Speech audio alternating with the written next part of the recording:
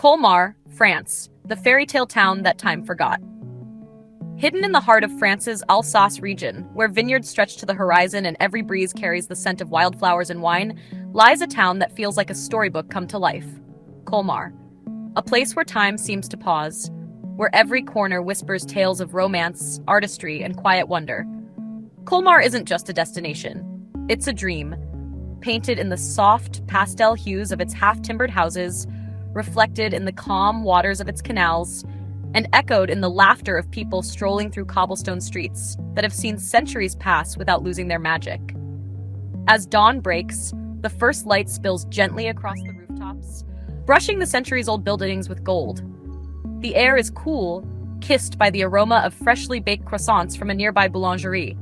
The bells of St. Martin's Church ring softly, echoing through narrow alleys where flowers tumble from window boxes and the world still feels small and kind.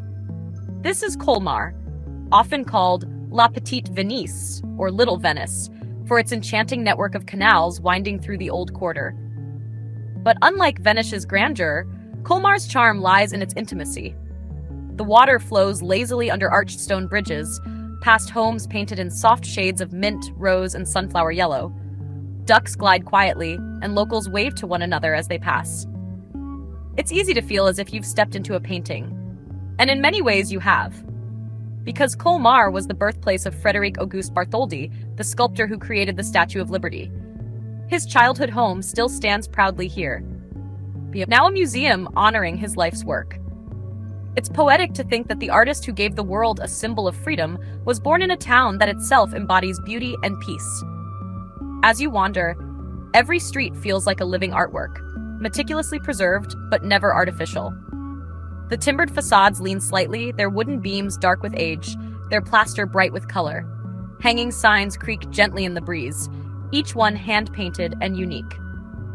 Colmar's architecture tells stories of Gothic, Renaissance, and Germanic influence, a reflection of a town that has changed hands many times between France and Germany, but somehow remained authentically itself. The rhythm of life here is unhurried. Locals stroll with wicker baskets from the Marché Couvert, the covered market, where vendors sell gleaming fruits, cheeses, and jars of honey as golden as the afternoon sun. A baker slices into warm loaves of Alsatian bread. The scent of butter, yeast, and nostalgia fills the air. Nearby, an old man plays the accordion, his song weaving through the chatter of market-goers and the clinking of wine glasses at a café terrace. And then there's the wine. Colmar sits in the very heart of Alsace's wine route, surrounded by rolling hills of vineyards that produce some of the world's finest white wines. Riesling, Gewürztraminer, and Pinot Gris.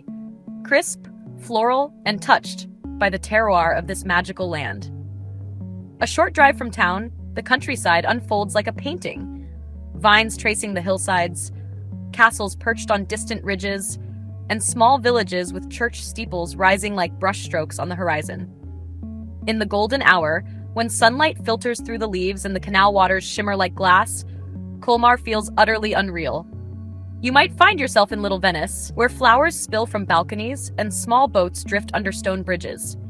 Here, couples sit on the edge of the canal, feet dangling above the water, while artists sketch quietly from the shade of weeping willows. At night, Colmar glows. Warm light spills from taverns and restaurants that line the cobblestone streets.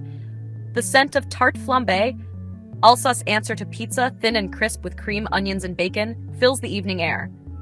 People linger over glasses of wine, laughter, blending with the sound of distant church bells. Every reflection on the canal becomes a shimmer of gold. During winter, Colmar transforms into something even more magical, one of Europe's most beloved Christmas markets. The entire town sparkles under a blanket of twinkling lights. Wooden chalets line the streets, selling handmade ornaments, candles, and steaming mugs of mulled wine. Snowflakes drift slowly through the air, landing on rooftops that already look like gingerbread houses. It's as if Santa himself designed the town. But even beyond the beauty, beyond the festivals, the wine, the colors, Colmar has a soul. It's in the way an elderly shopkeeper smiles as you enter her boutique, the way a child runs down the street chasing pigeons, the way church bells echo across the rooftops just as they have for centuries. It's also in the history. Colmar has survived wars, floods, and political shifts. Yet through it all, it never lost its heart. When you walk through its streets, you can feel the resilience of generations who rebuilt, restored, and loved this place enough to preserve it for the world to see.